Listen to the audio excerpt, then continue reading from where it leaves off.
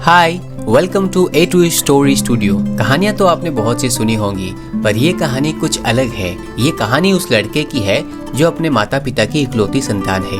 दरअसल राहुल के mummy papa की शादी के 12 साल बाद राहुल पैदा हुआ। यही वो वजह थी जिसके कारण उन्होंने राहुल को बड़े ही लाड प्यार से बड़ा किया। राहुल के बिना मांगे राहुल को हर वो चीज दी जो एक गरीब घर का बच्चा कभी सोच भी नहीं सकता, और इसी कारण राहुल को कभी कोई चीज अपने मम्मी पापा से मांगने की आदत ही नहीं थी। बस राहुल को कोई भी चीज न होने का एहसास ही काफी था। इसी तरह राहुल बड़ा होता गया और उसकी डिमांड्स पूरी होती गई। अब वो दिन आ गया था जब राहुल कॉलेज जाने लगा। कॉलेज का पहला दिन मानो एक अनोखा दिन होता है सबकी लाइफ में। इसी तरह ये दिन आज राहुल के लिए भी अनोखा था, क्योंकि कॉलेज में नए नए दोस्तों से मिलना जुलना हुआ। उसी बीच राहुल की नजर एक लड़की पर पड़ती है जो अपने दोस्तों के साथ खड़ी बातें कर रही थी। राहुल ने जैसे ही उस लड़की की तरफ देखा तो उसमें खो सा गया, मानो राहुल को उस लड़की से पहली ही नजर में प्यार हो गया हो। और ये सच था कि राहुल पहली ही नजर में उस लड़की से प्यार कर बैठा। आखिर वो लड़की थी ही इतनी खूबसूरत,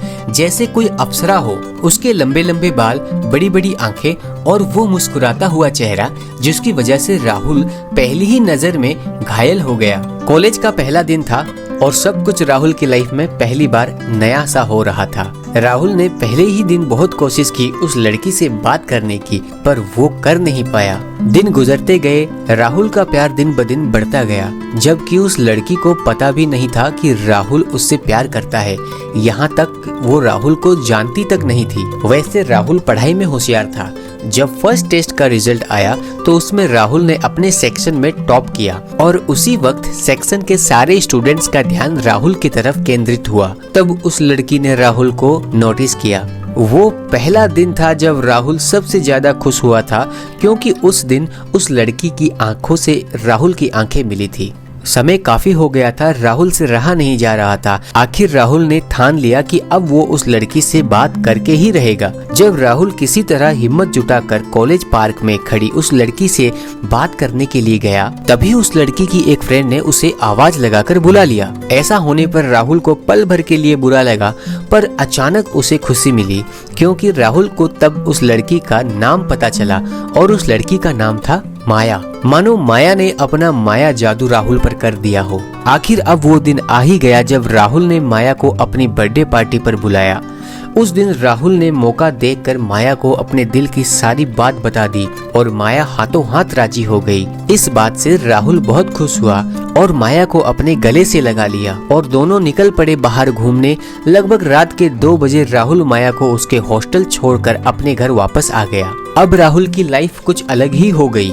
सुबह की शुरुआत माया के मैसेज से, सारा दिन कॉलेज में माया के साथ, और घर आने के बाद खाना खाते ही अपने कमरे में जाकर माया से कॉल पर बात। ये सब काफी दिन तक चलता रहा, पर राहुल के घर में किसी को इस बात का पता नहीं चला। एक दिन राहुल माया को शॉपिंग करवाने मॉल लेकर गया। वहाँ जाकर माया ने बहुत सारी शॉपिंग करी। हद तो तब हो गई जब शॉपिंग का बिल 5 लाख रुपए का आया, जिसमें माया ने एक आईफोन के साथ साथ बहुत सारे सोने चांदी के आइटम्स भी खरीदे थे। पर राहुल ने इस बात पर ध्यान नहीं दिया।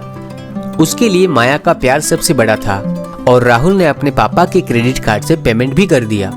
ये सब हो जाने के बाद जब राहुल अपने घर आया तो उसके मम्मी पापा ने उसे पूछा कि बेटा ये 5 लाख रुपए कहाँ खर्च किए। तब राहुल ने अपने मम्मी पापा को सब कुछ बता दिया अपने प्यार के बारे में। ये सब सुनकर राहुल के माता पिता बहुत दुखी हुए, क्योंकि उनके अनुसार हर चीज को करने का एक सही समय होता है, जबकि राहुल की ये उम्र पढ़ने की है, ताकि आगे जाके वो अपना फ्यूचर बना सके। पर फिर भी राहुल दुखी ना हो, उसके लिए उसके माता पिता ने उसका साथ दिया और कहा कल हम सब जाके माया को अपने घर डिनर पर लेकर आएंगे। इस बात से राहुल बड़ा खुश हुआ और सुबह जल्दी उठ गया और कॉलेज के लिए तैयार हो गया। जब राहुल कॉलेज पहुंचा तो हर तरफ देखा, उसको माया नजर नहीं आई। उसने कॉल भी किया पर कोई जवाब नहीं आ रहा था। राहुल को चिंता होने लगी, कहीं माया बीमार तो नहीं हो गई। किसी तरह अपने कॉलेज की क्लासेस पूरी करते ही राहुल के मम्मी पापा कॉलेज के बाहर अपनी कार लेकर आ गए। राहुल सीधा जाकर कार में बैठ गया। पापा ने पूछा बेटा माया कहाँ है?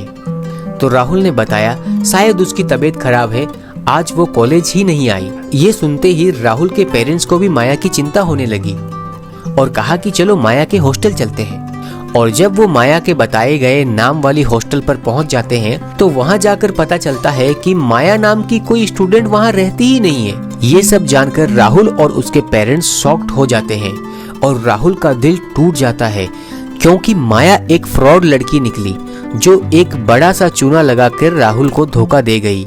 राहुल को तो मानो प्यार से अब भरोसा ही उठ गया हो।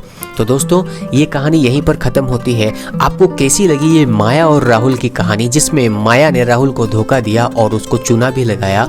आशा करते हैं आपको ये कहानी पसंद आई होगी। अगर आपको ये कहानी पसंद आई है तो हमारे चैनल को सब्सक्राइब कर लीजिएगा, बेल आइकन को क्लिक कर लीजिएगा।